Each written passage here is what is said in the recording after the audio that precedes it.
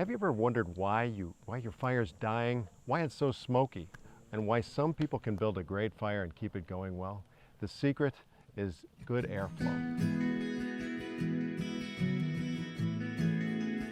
Good airflow around the fire, good airflow through the fire, and of course, great firewood selection.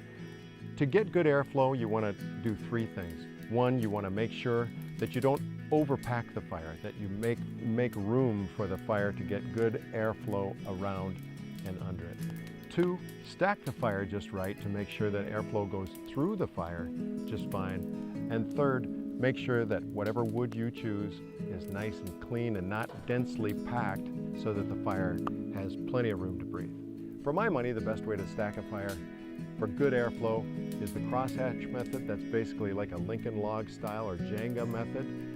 2 or 3 or 4 logs in the base, and then 2 or 3 right perpendicular to that. And if you're really going for extra credit, 1 more layer above that. That's it. Good airflow, great bonfire. Enjoy yourself. And if you like this video, click subscribe below.